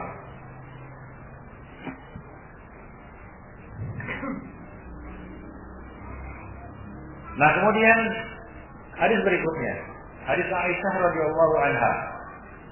Nah, ini hadis Aisyah ini menceritakan atau membahas tentang masalah mendahulukan kanan dari kiri. Para ulama berpendapat ini wajib hukumnya. Artinya, orang yang berwudu tidak boleh mendahulukan kiri baru kanan. Kanan dulu baru kiri. Merubah tertib boleh. Ya, merubah tertib maksudnya apa? Membasuh kaki dulu, baru kemudian ya kepala, kemudian tangan, kumur-kumur terakhir itu boleh. Tapi mengganti ataupun mendahulukan kiri dari kanan, nah ini mahal al-bahas di sini. Inilah yang dibahas di dalam hadis Aisyah radhiyallahu anha berikut ini. Ya, wa an Aisyah radhiyallahu anha qalat. Dari Aisyah radhiyallahu anha ia berkata, kana Rasulullah sallallahu alaihi wasallam yujibuhu at-tayammun fi tana'ulihi wa tarajjulihi wa tuhurihi wa fi sya'nihi kullihi, muttafaqun alaih. Aisyah berkata, Rasulullah sallallahu alaihi wasallam yujibuhu, suka, senang. Yujibuhu maksudnya senang. Senang apa? At-tayammun. At-tayammun maksudnya di sini adalah mendahulukan kanan, mengutamakan kanan. Dalam apa? Fi tana'ulihi, ya, dalam memakai sandal, sepatu. Wa tarajjulihi, dan di dalam berhias, bersisir, memakai minyak wangi dan ya hal-hal yang berkaitan dengan merapikan badan. Tarajjul. Wa tuhurihi, dan di dalam bersuci. Ya, termasuk di dalamnya sini wudu dan mandi junub. Wa fi sya'nihi kullihi, dan dalam segala urusan. Nah, tapi di sini keumumannya dikhususkan, yaitu yang baik-baik. Karena tidak semua perkara Nabi mendahulukan kanan. Ada perkara yang Nabi mendahulukan kiri, yaitu yang beralih dari yang utama kepada yang tidak utama. Misalnya apa? Keluar dari kamar mandi, masuk ke dalam kamar mandi. Itu dari mana? Dari yang utama ke yang tidak utama. Ya, keluar dari yang tidak utama kepada yang utama. Kaki kanan. Masuk ke masjid, dari yang tidak utama ke utama. Kaki Ya, keluar dari masjid, keluar dari yang utama kepada yang kurang utama. Kaki apa? Ya, jadi tidak semua perkara Nabi itu mendahulukan kanan. Dalam hal-hal yang di mana ya kita beralih dari yang utama kepada yang tidak utama, itu didahulukan kiri. Ya. Kemudian ya beralih dari mana? Dari yang yang tidak utama, yang dari kita katakan yang utama kepada yang tidak utama, maka kita mendahulukan yang kiri. Baik. Jadi tidak berlaku mutlak atau umum. Wa fi sa'nihi kullihi, jadi dalam semua urusan kita mendahulukan kiri, tidak. Baik.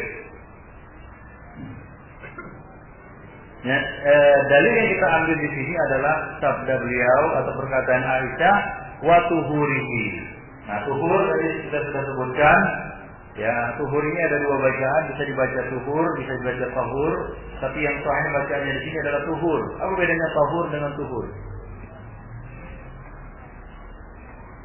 Tahur dengan tuhur. Ya seperti waduk dengan wudu. Itu sudah kita jelaskan. Waduk alat berwudu, wudu adalah proses berwudu. Nah, tahur, tuhur ini adalah proses bersuci. Dan di dalam proses bersuci termasuk di dalamnya wudu. Jadi beliau mendahulukan apa? Kanan di dalam berwudu. Baik. An-Nawawi mengatakan, ajma'al ulama ala anna taqdim al-yumna fil wudu'i sunnah. Man qala fa innahu al-fadl. Fatahul fadl wa tamma wudu'ahu. An-Nawawi mengatakan sepakat para ulama bahwa mendahulukan kanan di dalam wudu itu adalah sunnah. Man khalafaha, bagi yang menyalahinya, maka dia telah terluput dari keutamaan, namun wudunya tetap sah. Ya. Atau dapat kita katakan wajib mendahulukan kanan. Ya, tapi kalau dilanggar secara sengaja, dia berdosa. Seperti mengucapkan basmalah ketika hendak berwudu. Hukumnya wajib. Tapi kalau dia tinggalkan secara sengaja, batalkah wudunya? Tidak. Wudunya tetap sah, tapi dia berdosa. Itu hukumnya ya. Sama seperti mendahulukan kanan ketika berwudu. Wajib mendahulukan kanan ketika berwudu, ya, akan tetapi tidak membatalkan wudu. Ini bagi yang berpendapat wajib. Ya, sebagian ulama mengatakan ini sunnah. Ya, ini sunnah. Kalau dia tinggalkan, sengaja meninggalkannya, maka dia tidak berdosa, tapi hanya kehilangan keutamaan. Nah, demikian. Baik. Tapi kedua-duanya mengatakan, baik yang mengatakan wajib maupun yang mengatakan sunnah, sama-sama mengatakan kalau ditinggalkan pun dengan sengaja, wudunya tetap sah. Kecuali ahlul zahiriyah. Mereka mengatakan orang yang meninggalkan bismillah secara sengaja, orang yang mendahulukan kiri dengan sengaja, mereka mengatakan wudunya batal, harus diulang. Tapi kita tidak sependapat dengan pendapat itu, wallahu a'lam bishawab. Demikianlah ikhwan. Ini berdasarkan hadis Nabi, ya, kita katakan kita lebih condong kepada pendapat yang mengatakan wajib. Ya, ini berdasarkan hadis Nabi yang lain. Nah, di sini hadis yang berikutnya dari Abu Hurairah radhiyallahu anhu. Ya, Rasulullah sallallahu alaihi wasallam mengatakan, "Idza tawaddatum fabda'u bi mayaminikum." Jika kamu berwudu, maka mulailah dengan apa? Dengan kanan kamu. Nah, kita ambil zahir dari perintah ini. Fabda'u, ini akhrajahul arba'ah wa sahahahu Ibnu Khuzaimah. Diriwayatkan oleh al-arba'ah, yaitu Abu Dawud, Tirmidzi, Nasa'i dan Ibnu Majah, dan disahihkan oleh Ibnu Khuzaimah. Nah, di sini ada perintah, ya. Fabda'u bimayaminikum. Mulailah dari yang sebelah kanan kamu, yaitu dari anggota wudu sebelah kanan. Jadi ini zahirnya adalah wajib. Nah, kita tadi sudah jelaskan kesimpulannya bahwa hukumnya lebih rajih adalah wajib. Cuma kalau ditinggalkan, walaupun dengan sengaja tidak membatalkan wudunya, hanya saja dia berdosa karena telah menyalahi perintah Nabi ini. Nah, baik. Sebagian mengatakan sunnah. Nah, kalau dikatakan sunnah, jika dia melanggarnya dengan sengaja, ya, maka dia telah kehilangan fadilah, itu saja. Wudunya tetap sah, kecuali Zahiriyah yang mengatakan wudunya tidak sah dan harus diulang. Demikian kepada kajian azanillahu wa jami'an, kajian kita pada hari ini. Ya, besok atau lanjutannya nanti kita akan membahas tentang berwudu ya dengan mengusap imamah dan kufain, yaitu dengan mengusap korban dan khuf.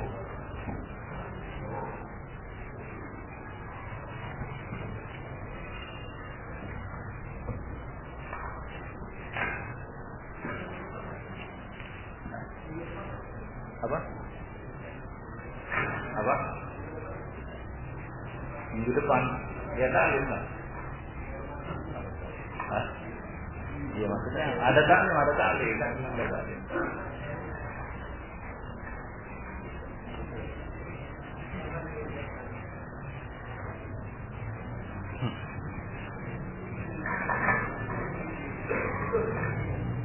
Cuma yang lain yang isi.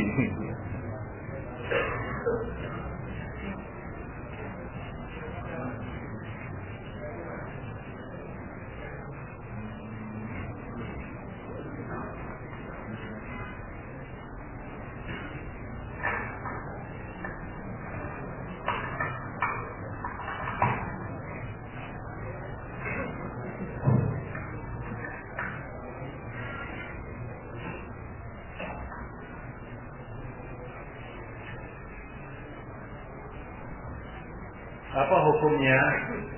Ada beberapa pertanyaan mungkin. Ini ada yang bertanya, salah seorang bertanya, ketika waktu berjamaah tiba-tiba suka buang air, namun masih bisa ditahan. Ya, masing-masing orang tahu kondisi dirinya. Jauh mana ya menahan al-akhbasain atau menahan al-akhbasan, dua perkara yang khubuth, yaitu buang air besar dan buang air kecil itu boleh ditahan. Ya, kadang-kadang ada muncul ya keinginan sesak kan gitu ya. Tapi itu bisa dieliminir, artinya bisa dihilangkan. Muncul lagi hilang, muncul lagi hilang kan begitu ya.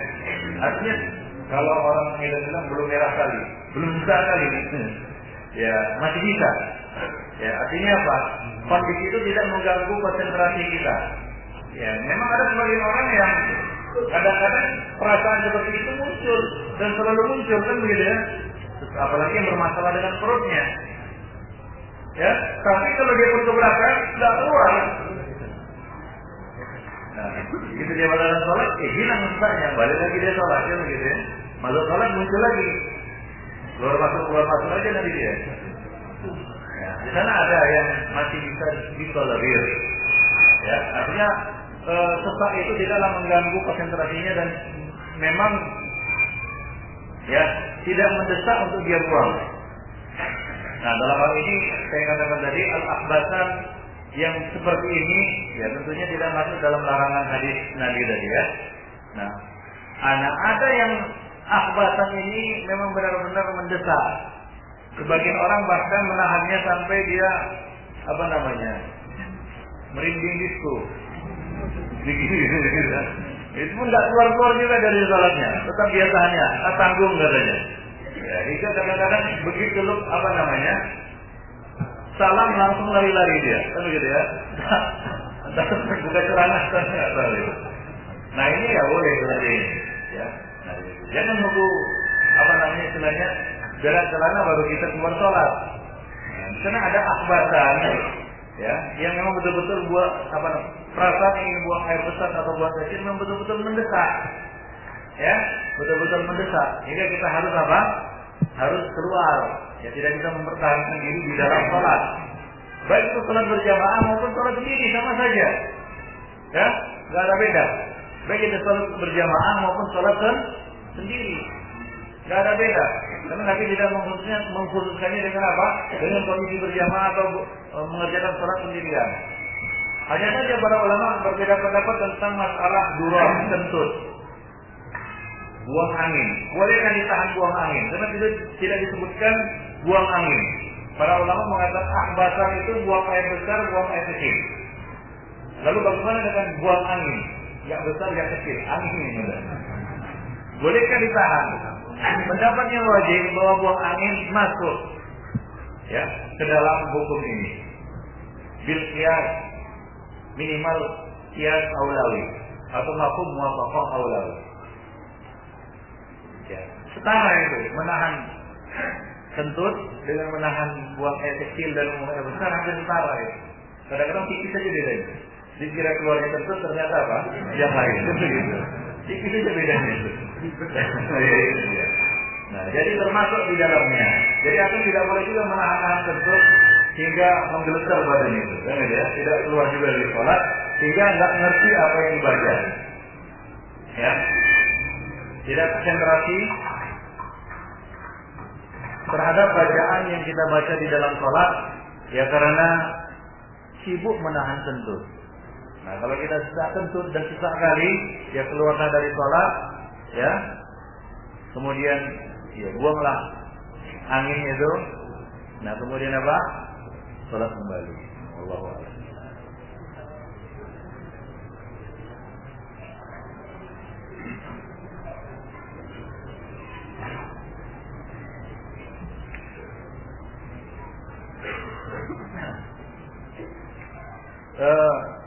Kemudian ada masalah lagi. Bagaimana di dalam buku fikih ya? Bagaimana dengan menahan rasa sakit dalam sholat?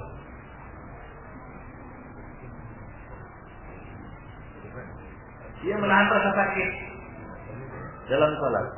Bolehkah kita menahan rasa sakit di dalam sholat dan terus mengerjakan sholat sampai selesai? Atau hukumnya ini digolongkan atau disamakan dengan hukum menahan kentut, menahan buang air kecil dan menahan buang air besar? Boleh? Ya, jawabnya boleh. Ya, karena beda antara menahan rasa sakit dengan menahan apa? Ya, buang air besar dan buang air kecil. Ya. Jadi ya ada sahabat yang sedang sholat, kemudian dia terkena panah, ya, hingga menembus kakinya. Itu tentu saja kalau orang normal pasti sakit, sakit. Tapi sakit seperti ini bisa dihilangkan rasanya. Bahkan boleh jadi dalam kondisi-kondisi tertentu malah menambah khusyuk sholat, kan begitu ya? Menambah khusyuk sholat. Dan dia terus sholat sampai selesai. Dia tidak memutuskan sholatnya karena kakinya yang terkena panah. Walaupun itu pasti sakit. Kalau tak percaya panahlah kaki antum. Menjerit dulu. Saya izin. Tapi kalau membuang kotoran dari badan ini, ya buang angin, buang air kecil, buang air besar, lain-lain ini masalahnya. Ya. Itu sangat mengganggu konsentrasi. Kadang-kadang nama aja bisa lupa, gitu. Apalagi bacaan sholat, nama aja bisa lupa itu.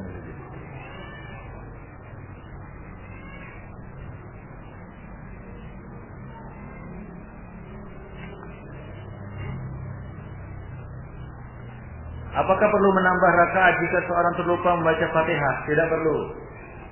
Ya. Adapun mengenai masalah sujud sahwinya, para ulama berbeda pendapat. Ya. Sebagian mengatakan dia melakukan sujud sahwi, sebagian mengatakan tidak. Karena apa? Karena dia sudah berdiri. Ya. Para ulama mengatakan apakah ya wajib di sini berdirinya atau bacanya? Kalau dia berdiri tanpa baca Fatihah, kemudian rukuk lupa dia, apakah dia harus sujud sahwi? Sebagian mengatakan dia sudah berdiri, maka dia tidak perlu sujud sahwi. Ya, sama seperti seorang dia sudah duduk tasyahud awal, ya, tapi dia tidak tasyahud, dia tidak membaca apa? Tasyahud, duduk dia saja. Mungkin ngelamun tahap tiba-tiba bangkit lagi kan gitu ya. Nah, dia tidak perlu sujud sahwi. Dari itu para ulama mengatakan demikian pula orang yang terluput baca Fatihah atau lupa baca Fatihah.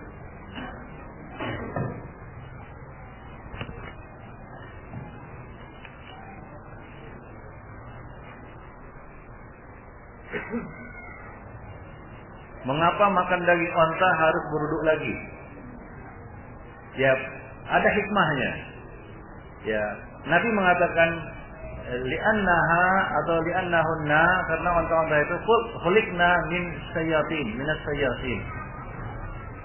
Ya, artinya Onta-onta ini diciptakan memiliki sifat-sifat setan. Apa? Sifat-sifat setan ada pada onta. Apa sifat onta? Hah? Dendam. Onta itu dendam itu. Dia itu kalau antum ganggu dia nggak lupa itu wajah antum. Dia betul, tanya orang Arab. Nggak lupa dia. 10 tahun kemudian jumpa dengan antum, bisa digulatnya antum. Onta itu nggak nendang dia, gulat dia. Pernah lihat onta bunuh orang? Gimana caranya onta bunuh orang? Ditanduknya? Enggak. Ditendangnya? Tidak. Dihimpitnya dengan dadanya, digeseknya, matilah. Dia ingat itu. Wah ini. Rendam dia. Itu salah satu ya sifat onta itu. Makanya kalau kita makan daging onta, diharuskan berwudu untuk menghilangkan hikmahnya ini. Adapun kita ilatnya ini ta'abudiyah, tidak bisa diambil ilatnya ya. Hikmahnya ya, salah satunya adalah karena Nabi mengatakan dia diciptakan memiliki sifat-sifat setan, maka tidak boleh sholat di kandang onta dan makan daging onta harus berwudu. Tapi mengapa dalam arti kata ilatnya itu tidak bisa ghairu ma'qulil ma'na? Ya, artinya nggak bisa dilogikakan dengan akal kita. Itu perintah syariat.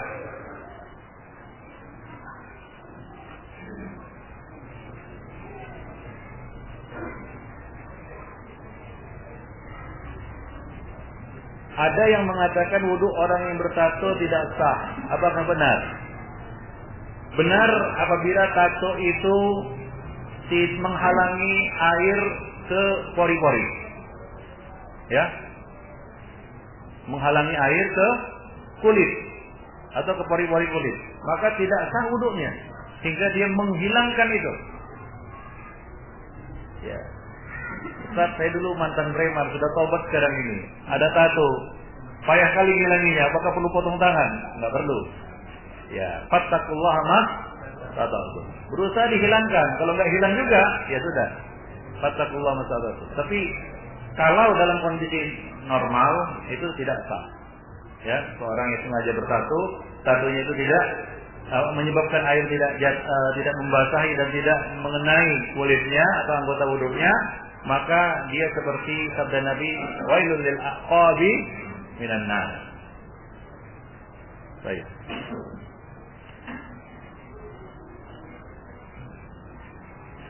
Masuk ke dalam hukum ini juga kutek tahu ya, dan sejenisnya. Karena ini kuku ini termasuk tangan yang harus basah juga dalam berwudu. Mandi junub juga kan begitu ya.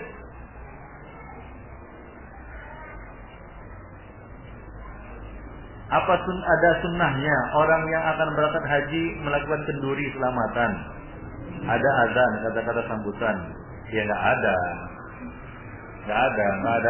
ada keharusan, nggak ada sunnahnya. Jadi tradisi.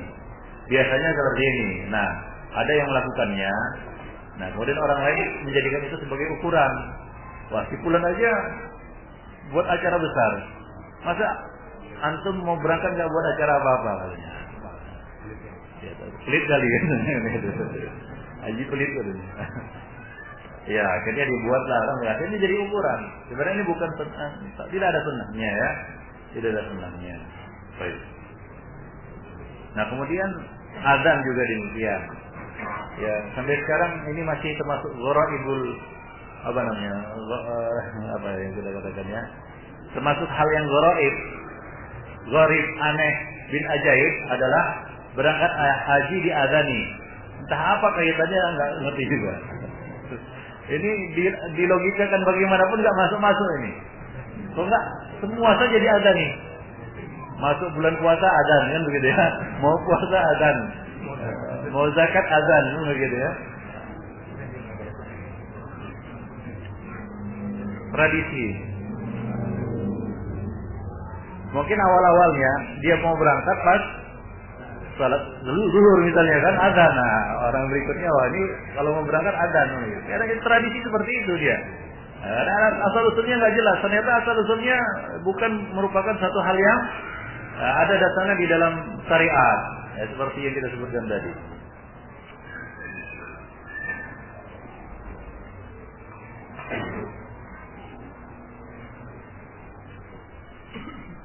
Adakah dalil yang menyebutkan bahwa sholat harus menggunakan kain sarung? Tidak ada. Nggak ada dalil yang menyebutkan harus menggunakan kain sarung. Ya.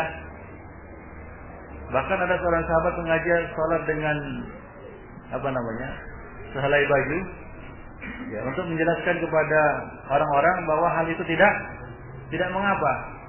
Ya, sehelai sepasang pakaian untuk menjelaskan kepada orang-orang bahwasanya itu adalah suatu hal yang dibolehkan. Dan dia juga mengatakan, apakah setiap orang punya dua helai pakaian? Apa semua orang punya kemampuan? Artinya boleh. Ya, nggak pakai sarung juga boleh, nggak harus sarungan. Sebagian orang ada yang berlebihan. Kalau sholat nggak sarungan, pakai celana saja belum sah salafinya. Atau ada juga yang jahil mengatakan bahwa itu tanda-tanda sururi gitu.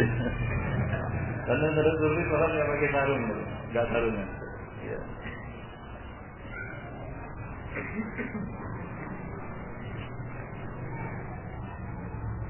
Ikhwanifidin, sebagian manusia ada yang dimanfaatkan setan dari sisi semangatnya. Saya bilang begini, semangat itu ya kapan-kapan waktu, ya kapan saja, di mana saja itu bisa muncul. Benar atau benar? Kalau model semangat itu di mana saja bisa muncul, kapan saja bisa muncul. Sekarang apa dia semangat? Semangat beragama kan itu, semangat. Tapi ilmu itu enggak selalu bisa muncul, enggak kapan saja bisa muncul. Kalau ilmu, ya kalau nggak ada ilmunya nggak akan muncul kan begitu ya. Nggak bisa tiba-tiba tahu hukumnya kan begitu. Dia tahu ini tahu itu kan nggak bisa. Tapi semangat bisa saja di mana-mana muncul dan kapan saja muncul. Ilmu belum tentu di mana saja bisa muncul. Kalau antum nggak belajar, bukankah seperti itu? Maka dari itu coba lihat orang yang punya semangat berlebihan. Ya akhirnya terlibat ya pergerakan, harokah kan begitu ya. Ya hal-hal yang kadang-kadang nyeleneh, aneh, ya yang membuat kita juga berpikir ini dari mana dia dapat hal-hal semacam ini kan begitu. Nah oleh karena itu konfidena azan ya Allah menjadikan imbangilah semangat antum dengan ilmu. Kadang-kadang semangat ini bisa liar dia, seperti yang saya berikan tadi, di mana saja bisa muncul. Nah kalau semangat muncul, setan bisa memanfaatkannya. Apa kata salah seorang ulama? Setan bisa membuka 99 pintu kebaikan untuk menjebaknya dari satu pintu ke kesesatan. Wah tiba-tiba muncul semangatnya. Wah dari situlah setan mau menjebaknya. Ya. Kenapa? Karena setan tahu ini tidak ada ilmu kan begitu. Nah akhirnya terlibatlah dalam ya kita katakan pemahaman-pemahaman yang sesat dan menyesatkan. Wallahu a'lam bishawab. Nah demikian itu sedih. Maka dari itu sekali lagi ya khususnya zaman sekarang ini ikhwanifiddin kita perlu kajian manhaj yang betul-betul ya kita mengerti manhaj salaf karena banyak dari ikhwan-ikhwan yang memang sudah ikut ngaji dan ngajinya ngaji salaf cuma untuk urusan manhaj masih kabur, masih belum jelas baginya. Kenapa saya harus salaf? Salaf itu bagaimana? Kan begitu ya. Apa dakwah salaf itu? Nah, ini perlu kajian lebih lanjut. Nah, demikian. Baik.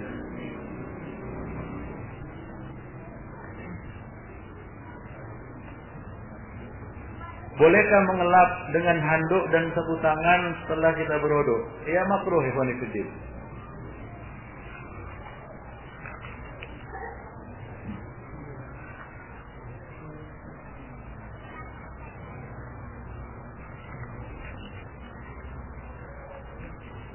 Soalnya Nabi pernah mandi ya. Setelah mandi beliau disodorkan untuk mengusap atau mengelap air dari tubuh beliau menolaknya.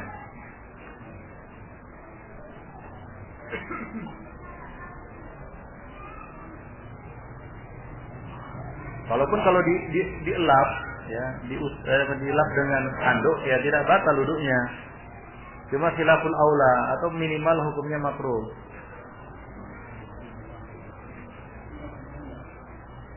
Bagaimana kaifiat mandi junub, mandi wajib? Tolong jelaskan. Nantilah. Perlu kajian khusus kan begitu ya. Nanti datang di sini, ada di sini. Ikuti saja. Sebab sekarang nggak mungkin. Udah mau selesai. Sementara pertanyaan masih banyak. Jadi saya menjawab pertanyaan-pertanyaan yang singkat aja ya. Yang butuh jawaban singkat. Nah, seperti ini. Apakah wanita juga dikhitan? Ya. Dalilnya adalah idal taqal khitanani. Jika bertemu dua alat yang sudah dikhitan. Iya. Bertemunya di sini ya normal lah kan begitu ya. Yang nggak normal nggak masuk pembicaraan di sini ya begitu. Yang normal antara laki-laki dan perempuan. Nah, ini menunjukkan bahwasanya hadis tadi idal taqal khitanani, ya khitanani, jika bertemu dua alat yang dikhitan, alat kelamin yaitu laki-laki dan perempuan. Artinya perempuan juga disifatkan dengan apa? Khitan. Jadi perempuan juga dikhitan. Ya. Wajibkah atau tidak? Nah, di sini para ulama berbeda pendapat. Untuk laki-laki jelas, ya. Tapi untuk perempuan ada perbedaan pendapat di kalangan ulama. Rajihnya tetap wajib, wallahu a'lam.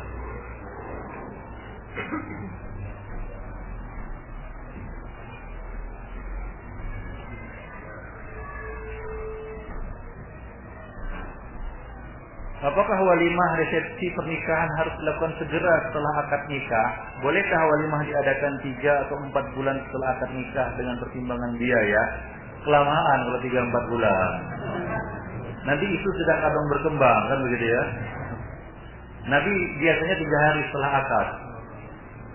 Apa? 3 hari setelah akad. Memang di dalam syariat tidak ada batasan secara qaul ya dari Nabi membatasi ya waktu. Nah, lebih dari itu nggak boleh mengadakan walimah lagi, nggak ada. Cuma tujuan syar'i harus terlaksana dengan walimah ini, yaitu apa? I'lanun nikah. Kalau sampai 3-4 bulan ini akan keluar dari apa? Dari tujuan syar'i ini untuk i'lanun nikah.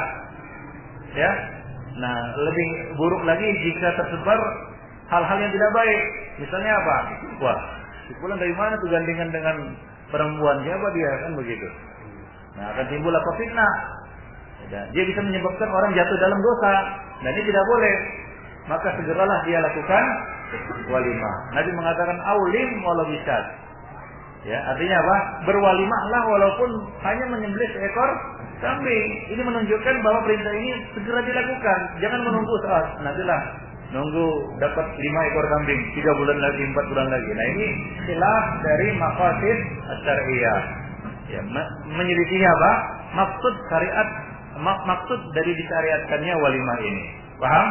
Jadi segera. Nabi biasanya 3 hari setelah akad pernikahan. Tapi adat yang berlaku di sini 3 jam setelah pernikahan. Ya, artinya apa? Ya apa namanya? Akad sekaligus walimah itu juga boleh, nggak mengapa. Asal jangan walimah dulu baru akad kan gitu. Ini walimah.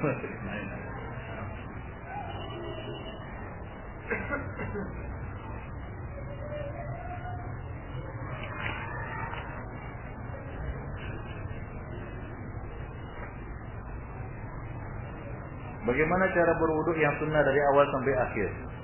Ya, ini kan lagi kita pelajari. Kemarin sudah kita sebutkan hadis Humran dari Utsman. Nah, itu dia berwudu yang sunnah dari awal sampai akhir. Humran dari Utsman.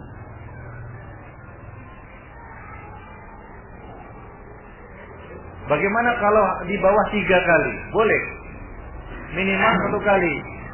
Ya, maksimal 3 kali. Kecuali kaki tadi.